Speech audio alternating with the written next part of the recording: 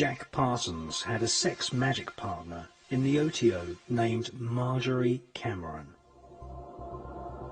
Whilst staying with her friend Renata Drux in Hollywood, Marjorie Cameron confessed that she had been part of the Babylon working ritual. She said that it had been devised by Jack Parsons, L. Ron Hubbard, Aleister Crowley, and Manhattan Project scientists based at the Los Alamos Atomic Bomb Research Unit, headed by Jewish scientist Robert Oppenheimer.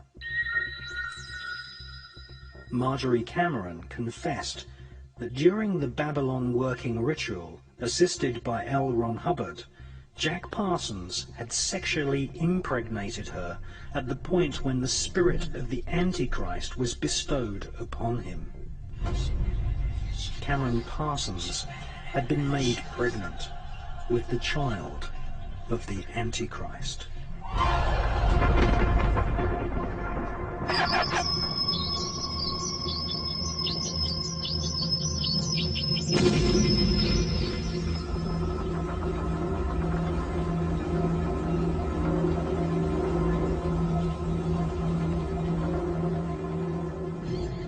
They were breeding what the Kabbalah describes as a golem, or a golem.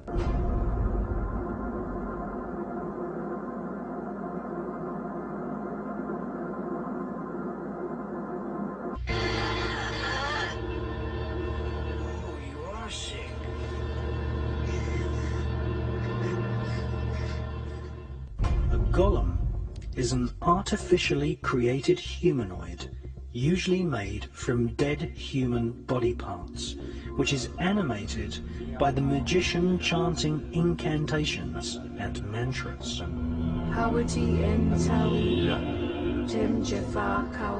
These magical voice sounds are what Kabbalists call twilight language.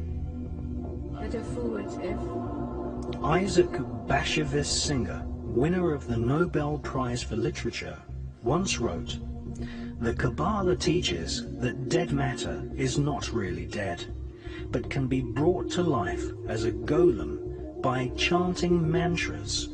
The Talmud speaks of Rabbi Rava, who had the power to create golems. We are living in an epoch of golem makers right now." My next guest was used also in worshiping the devil, participated in human sacrifice rituals and cannibalism. She says her family has been involved in rituals for generations. She is currently in extensive therapy, suffers from multiple personality disorder, meaning she's blocked out many of the terrifying and painful memories of her childhood. Meet Rachel, who is also in disguise to protect her identity. You come from generations of ritualistic abuse? Yes, my family has an extensive family tree, and they keep track of who's been involved and who hasn't been involved. And it's gone back to, like, 1700. And so you were... Right. I was born into a family that believes in this. And does everyone else think it's a nice Jewish family? From the outside, you appear to be a nice Jewish girl? Definitely. And you all are worshiping the devil inside the home? Right. There's other Jewish families across the country. It's not just my own family. Really? And so who knows about it? Lots of people now. I talked to a police detective in the Chicago area, and several of my friends know, and I've spoken publicly before. And so when you were brought up in this kind of evilness, did you just think it was normal? I've blocked out a lot of the memories I had because of my multiple personality disorder. But yes, I mean, it's like if you grow up with something, you think it's normal. Mm-hmm. I always thought. So what kinds of things? You don't have to give us the gory details, but what kinds of things went on in the family? Well, there would be rituals in which babies would be sacrificed, and you would have to, you know... Who's babies? There were people who bred babies in their family. No one would know about it. A lot of people were overweight, so you couldn't tell if they were pregnant or not, or they would supposedly go away for a while and then come back. The other thing I want to point out, not all Jewish people sacrifice babies. I mean, that's not a very typical thing. This is the first time I heard of any Jewish people sacrificing babies. But anyway, so you witnessed the sacrifice. Right. When I was very young, I was forced to participate in that, in which I had to sacrifice an infant. And the purpose of sacrifice is to what? Is to bring you what? What are you sacrificing for? For power. Uh-huh. Power. And so, were you ever used? Were you ever used yourself? I was molested. I was raped several times. And what's your mother doing? She's in all of this. What's her role in all of this? I'm not exactly what her role is. I haven't, recovered all of my memories, but her family was extremely involved. She brought me to it. Both of my parents brought me to it. And where is she now? She lives in the Chicago metropolitan area. She's on the Human Relations Commission of the town that she lives in, and she's an upstanding citizen. Nobody would suspect her.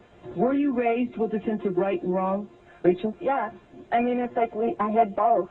I mean, to the outside world, everything we did was proper and right, and then there were the nights that things changed, that things just got turned around. What was wrong was right, and what was right was wrong. That's what helps to develop MPD. Multiple personality. Right. Now, in your family, did you all call it worshiping the devil? No, I don't know. It was just evil, these things you did. Right. Well, I said it was evil, and they said it was good. There's a book that I had just come across called Lilith's Cave, which is a book of Jewish mysticism and supernatural, and there's a lot in that book that relates to what I, endured when I was a child.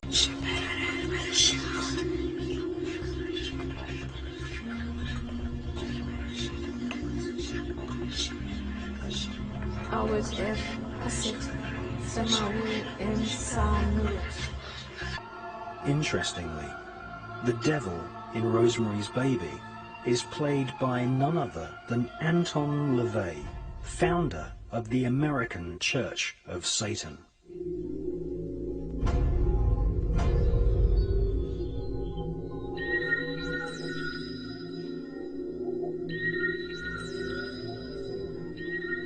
Jack Parsons told his former master that the fetus of the golem was later extracted from the womb of Cameron Parsons by government agents who delivered the fetus to a special team at the Manhattan Project atomic bomb facility.